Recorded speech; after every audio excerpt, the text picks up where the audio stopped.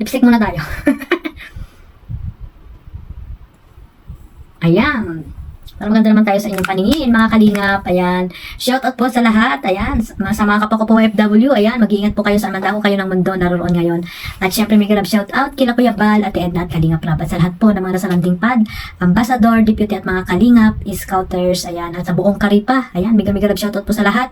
Sa buong solid team Kalingap. Ayan. Mga kalingap partners, mga sponsor na walang sawang tumutulong po dito sa kila Kuya Bal, Ate Edna at Kalingap Rab. Ayan. May galab shoutout po sa lahat. At ayan. Patuloy lang po kayo sa pagtulong. At ang pagpapala ng Panginoon ay babalik po sa inyo ng siksik-liglig. Ayan, na pagpapala.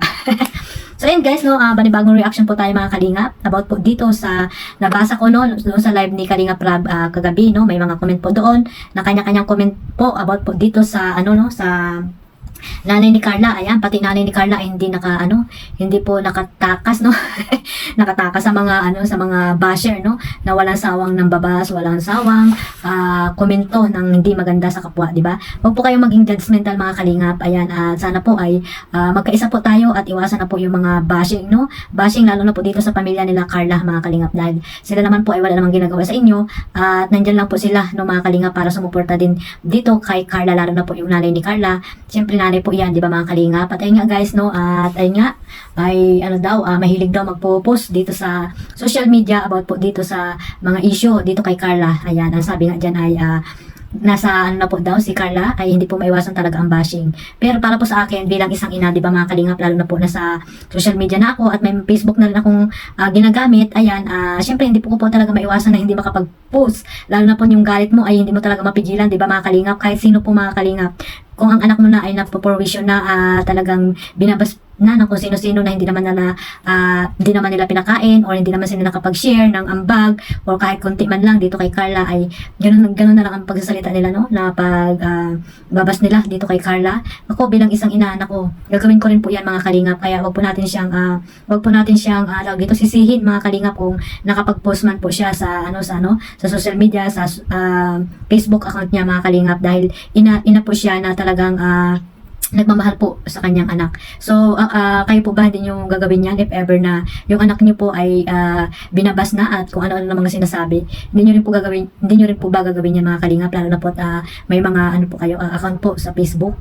Di ba? Siyempre gagawin nyo rin yan. Ako gagawin ko talaga yan mga kalingap.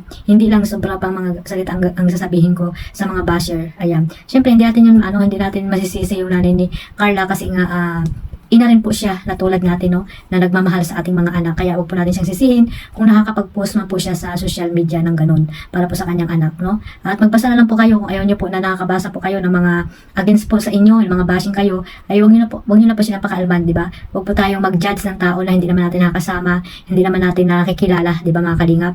At the same time, huwag po tayong magkumpara ng mga tao po mga kalingap, lalo na po tulad niyan, yung iba daw ay wala naman daw, hindi naman daw sa Facebook, no, yung ibang mga nanay ng Kalingap Angels, hindi naman daw nagpo-post sa Facebook, hindi naman daw nag-iingay about po pag may bashing sila. Huwag niyo po silang ikumpara kasi po may kanya-kanya pong katangian ang tao po mga kalingap. May ibang yung nanay ng iba ay hindi po mahilig sa sa social media, hindi mahilig mag-cellphone, di ba mga kalingap? At yung nanay ni Carla ay bata pa yan at talagang mayroon siyang Facebook account na siyempre libangan niya din, di ba mga kalingap? Kaya huwag natin pong ikumpara yung mga tao po sa pamilya nga po, sa mga anak, di ba? May kanya-kanya silang ugali, hindi sila magkakapareho ng ugali. Kaya po sana ay isipin niyo po yan, lawakan niyo po ang mga isip nyo, no? Hindi basta-basta yung magkukomenta lang kayo ng hindi maganda sa kapwa nyo. So kung ayaw nyo po doon, no? Kung ayaw nyo manood sa mga love team na sinusuportahan nyo, ay wag na lang po kayong manahimik na lang para po ang ating community, ang buong team Kalingap ay maging tahimik po, maging masaya po lang mga Kalingap. Suportahan lang po natin ang programa nila Kuya Bal, nila Ate Edna, lalo na po ni Kalingap Rab dito sa binuo niyang dito love team na napapanood po natin, di ba? At ginawa niya itong paraan para iba naman po yung mapanood natin, no? Maging bumata tayo mga kalingap. O di ba mga kalingap, sana panood natin lalo na sa mga OFW na nandyan, mga senior, di ba? Na may mga problema, di ba mga kalingap? O, sa pamamagitan ng love team na nakapanood natin ay yung iba ay talagang kinilig, kaya nagiging bata sila, nagiging masaya sila. 'Di ba? Yan yung paraan ni Kalingap Rob, hindi yung puro lungkot, pasakit na lang yung napanood natin sa mga Kalingap, charity vlogger na napanood natin na natutulungan nila mga Kalingap. Kaya sana, ito lang din yung masasabi ko no sa mga ibang viewers dyan na overacting na rin minsan mga Kalingap. Sana wag po natin seryosohin ang love team no na binuo ni Kalingap Rob. At gawin lang po natin itong libangan para po maging masaya lang po tayo at iwas din po tayo sa mga stress. So ayan guys no, wag niyo pong pakialaman yung pamilya ni Carla no, dahil ang nanay naman ni Carla ay mabait naman yan at talaga po nakasuporta po yan kay Carla bilang isang ina niya, di ba? Kahit kayo gagawin niyo din po yan mga Kalingap, sana isipin niyo rin po ang kalagayan nila, no? At wag natin silang sisihin at hindi natin sila kilala, no? Don't judge sa mga taong hindi naman natin nakakasama. Ayan. Tama ba yung English ko mga Kalingap? So, ayun guys, no? Ayan, katulad ko, pangiti-ngiti lang yan. Ayan. So, sana ay magkaisa po tayo, no? At mag-unawaan, di ba mga Kalingap? At huwag na tayo mambas, mga Kalingap, malapit ang Pasko. Ayan, at magkapatawalan na tayo, mga Kalingap. At the same time, ay kung ano po yung sinusuportahan natin, doon lang po tayo mag-focus, mga Kalingap, kung ayaw nyo po sa isang love team na pinapanood nyo or sino man dyan, na mga tao dyan na nababasa nyo, huwag na po kayo mag-comment. Manahimik na lang kayo mga Kalingap, mabuti pa yan gagawin nyo. Hindi yung wala na kayong ambag, puro naman kayo kuda, di ba?